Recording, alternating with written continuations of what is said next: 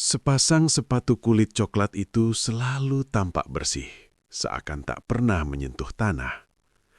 Alexander menemukannya di toko barang bekas yang sunyi, tanpa label harga maupun penjaga yang memperhatikan. Begitu disentuh, ia merasakan sensasi dingin merayap hingga ke siku. Namun entah mengapa, ia tak bisa menahan dorongan untuk membelinya. Hari pertama mengenakannya, sepatu itu terasa ringan dan nyaman, terlalu nyaman. Alexander yang biasanya mudah pegal, kini bisa berjalan berjam-jam tanpa lelah. Ia hanya heran ketika pulang dan menemukan sol sepatunya tetap bersih meski ia melewati jalan penuh lumpur. Malamnya, ia terbangun oleh suara langkah pelan di lorong rumahnya. Ketika ia menyalakan lampu, tidak ada siapapun di sana. Tetapi sepatu itu tidak lagi berada di rak. Ia menemukannya di depan kamar, seakan sedang menunggu.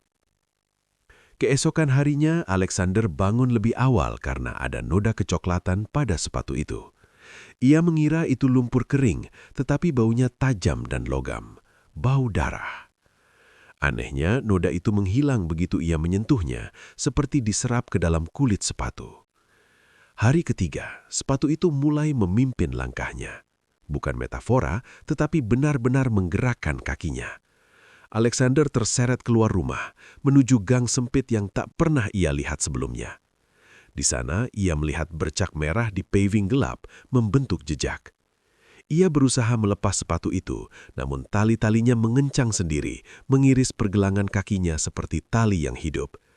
Jejak merah itu berakhir di sebuah pintu besi tanpa tanda yang perlahan terbuka saat ia mendekat.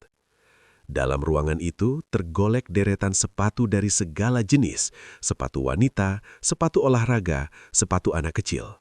Semua tampak bersih dan terawat, tetapi setiap pasang memiliki noda samar di bagian solnya, seperti bekas perjalanan yang tak ingin diceritakan.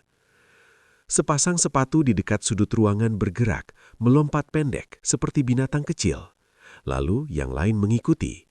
Puluhan sepatu mulai mendekat, mengelilinginya dengan langkah-langkah kecil yang terdengar tanpa tubuh untuk memakainya. Sepatu Alexander bergetar, menegang, dan seolah memberi hormat kepada kumpulan lain. Alexander akhirnya menyadari bahwa sepatu-sepatu itu bukan barang, melainkan trofi. Mereka memilih pemiliknya, bukan sebaliknya. Dan setiap noda adalah tanda siapa yang terakhir kali berjalan di dalamnya. Pagi berikutnya, toko barang bekas itu kembali sunyi. Sepatu kulit coklat itu kini rapi di rak teratas, tampak bersih dan mengkilap seperti baru. Alexander tidak ditemukan, tetapi ada sepasang sepatu baru di sudut ruangan, sepatu lusuh yang masih merekam bau keringat pemiliknya. Yang aneh, sepatu itu ukurannya persis sama dengan kaki Alexander, tapi ukuran itu tidak cocok untuk manusia.